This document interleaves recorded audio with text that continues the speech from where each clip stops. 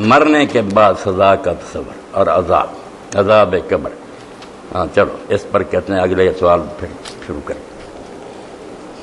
اس بارے میں جو بات ذہن نشین رہنی چاہیے جس پر امت کا اتفاق ہے اور اس کا خلاف کرنے والا نہیں مسلمانوں میں، کہ زندگی کا سلسلہ ٹوٹتا نہیں.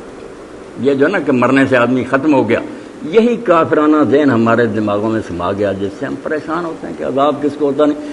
آدمی نہیں مرتا، صرف وہ پنجرے سے آزاد ہو جاتا. جیسے میں پرانے کپڑے اتار دوں، نیا لباس پہن لوں، انسان میں جو ایگو ہے نا، میں روح، اس کو موت نہیں آتی. اور اسی طرح اس کی ہوش، حواس، شعور بالکل کام.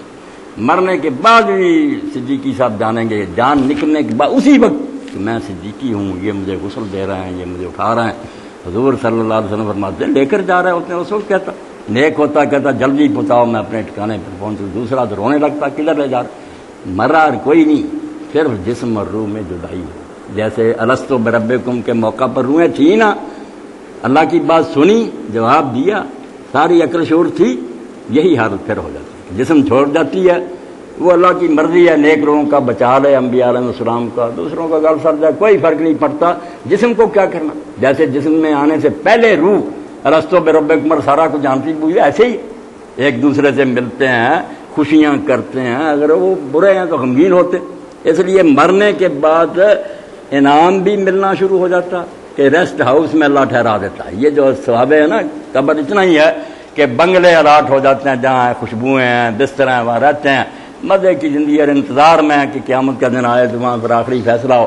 اور برے ہیں جیسے پولیس مین اور سارے لوگ آپ جانتے ہیں کہ جوڈیشل جیل ہے مقدمہ ہونے کے بعد، مگر جو حوالات ہیں اس میں بند کر دیے جاتے ہیں. مگر یہ بند ہوتے ہیں، مصیبت میں ہیں، پریشان ہیں.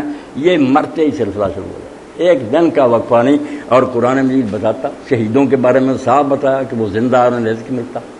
فرعون اور اس کی جماعت کا بتایا، نار یعرضون علیہا غدوا وعشیا، صبح و شام جہنم کے سامنے سے گزارے جاتے ہیں کہ یہاں آنے والے ہو تم. ویوم القیامت یردون الی اشد العذاب. اب تو صرف دیکھتے ہیں اور مرتے ہیں، روز کئی بار مرتے ہیں. کیا یہ انجام ہوگا؟ قیامت کے دن پھر اس سخت عذاب میں ڈال دیے جائیں گے. سورہ یاسین میں ہم پڑھتے ہیں کہ مومن قتل ہو گیا، قیل ادخل الجنہ، اللہ نے کہا چل جنت میں. اس نے کہا یا لیت قومی یعلمون، کاش میری قوم کو پتہ چل جاتا بما غفر لی ربی، کہ میرے رب نے تو مجھے بخش دیا. وجعلنی من المکرمین، تم نے تو مجھے قتل کر کے ذلیل کرنا چاہا، مجھے تو اللہ نے عزت دے دی. یہ سارا ہوش حواس اس کے قائم ہے. ٹھیک، انبیاء علیہ السلام کے بارے میں حضور نے صاف فرمایا کہ وہ نمازیں پڑھتے ہیں اپنی قبروں. تو مرنے کے بعد صرف جسم جو ہے نا اس کا ساتھ چھوڑ دیا روح نے، باقی اس میں کوئی خلل نہیں آیا. اگر اچھا ہے تو اس کو انعام کا احساس ہے، برا ہے تو عذاب کا احساس ہے. یہاں ایک سوال جو میں اس کا جواب خود ہی دے دیتا ہوں، وہ پیدا ضرور ہوتا ہے کہ اللہ تعالیٰ ساتھ ساتھ ہی جنت دوزخ میں کیوں نہیں بھیجتا جاتا. یہ عذاب و ثواب قبر جو بھگتے رہتے ہیں، جب وہ مر گیا جنت میں بھیج دے، دوسرے کو دوزخ میں بھیج. قیامت کی عدالت کا انتظار کیا کر رہے ہیں لوگ؟ یہ سوال بڑا اہم ہے، اور ایسا ہے کہ اس کے بارے میں سوچنا میرا اور آپ سب کا فرض. اور جب سوچیں گے تو ہمارے نیچے سے زمین نکل جائے گی. ہم سمجھتے ہیں نا کہ نیکی بدی وہی ہے جو مرنے تک کر لی، ہم اس کو اپنا نام عالمہ سمجھتے. قرآن اس کے خلاف. بھائی میں مر جاؤں گا، گل سڑ جاؤں گا، مگر میرا کھاتا چلتا رہے، نیکی کا بھی اور بدی کا بھی. جب تک کارخانہ سٹاپ نہیں ہوتا، قیامت نہیں آتی، میزان نہیں لگ سکتی کہ اس کی نیکیاں کہاں. ڈاکٹر سرار صاحب اگر فوت بھی ہو، اللہ سلامت رکھے، جو کام انہوں نے کیا آگے ان کے ساتھی کریں گے اور آگے سے آگے پھیلائیں گے، اس کا ثواب ان کے حصے میں نہیں جائے گا. جب اللہ کے رسول نے فرمایا کہ جو نیکی بتلانے والا کرنے والوں کے برابر ثواب ملے، وہ مر چکا، مگر کھاتا تو چل رہا. آخری آدمی مرے تو پتہ چلے کہ نیکی اس کی کہاں گئی. اسی طرح اگر حرامی نے کوئی بری رسم جاری کر دی، قتل و غارت نہ بدکاریاں، تو جیسے آپ نے فرمایا کہ قابیل مر گیا آدم علیہ السلام کا پہلا بیٹا، مگر ہر قتل میں سے ایک ایک قتل اس کے کھاتے میں درج ہو رہا، کیونکہ یہ سنت تو اس نے جاری کی. اس لیے ابھی فیصلہ نہیں ہو سکتا. اس دن میزان لگے گی کہ نیکی کتنی بنی ہے، پہاڑوں، گناہ کتنے بڑے. ہر شخص کو قدم سنبھال کر رکھنا چاہیے، کوئی بری مثال نہ قائم کر دے. توبہ توبہ. شاگردوں کو استاد نے کوئی برا نمونہ دے دیا، مرشد نے مریدوں کو دے دیا، تنظیم کے رہنما نے، تو تباہی ہوگی. تو مر گیا، پہاڑ گناہ کے کٹھے ہو رہے. اس لیے ہر شخص، اللہ فرماتا نکتب ما قدموا وآثارا، ہم وہ بھی لکھ رہے ہیں جو زندگی میں تم نے آگے بھیج دیا، اور وہ بھی لکھ رہے ہیں جو تمہارے نشانات قدم رہ گئے. تمہارے پیچھے چلنے والے جو کر رہے ہیں نا اس میں سے حصہ ملے. اس لیے ابھی نہیں فیصلہ ہو سکتا. نیکوں کو بنگلے میں ٹھہرا دیا جاتا ہے، خوشبوؤں میں راحت ہو، یہ ثواب قبر ہے. بروں کو حوالات میں بند کر دیا جاتا. جب مکمل مثل تیار ہو جائے گی نا ریفرنس، پھر خدا کی عدالت میں آئے گا، گواہ بھگتیں گے.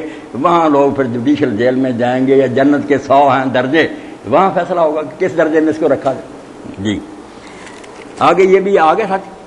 ہاں آگے چلو، یہ ایک سوال 2 سوال ختم کر لے اور فیصلے. بڑی خوشی اللہ تعالیٰ انہوں نے سلامت رکھی. واقعہ ہے معراج النبی صلی اللہ علیہ وسلم کا. کیا ہے یہ؟ سزاواروں کا عذاب میں دیکھنا. یہ لکھا ہے کہ یہ ابھی تو انہیں عذاب ہی نہیں ہوا تو کس طرح حضور نے ان کو دیکھا. یہ بات لکھی ہے. حالانکہ جیسے میں نے عرض کر دیا نا کہ یہ دور جو گزر رہا عذاب تو اس میں بھی ہو رہا ہے. کوئی قبر میں کچھ بھگت رہا، کوئی نیکوں کو انعام مل رہے ہیں. وہ آخری جو ہے نا وہ تو اس دن فیصلہ ہوگا، وہ تو اب بھی رہے. باقی جو ہے نا یہ بھی جیسے مودودی صاحب رحمۃ اللہ نے کہا، بات وہ بھی ٹھیک ہے کہ بہت سے آنے والے واقعات فرمائے جاتے ہیں. پہلے یہ وہ تمثیل کے طور پر دکھا دے، ہوتا نہیں، نمونہ دکھا دیا جاتا ہے کہ ایسے ہوگا. یہ بھی درست ہے، اس میں بھی کوئی اشکال نہیں. حشر کے میدان میں فیصلہ گناہگاروں کا، بعد عذاب. برائے مہربانی یہ تفسیر کی ساری بات ہوگی انشاءاللہ. سارا سوال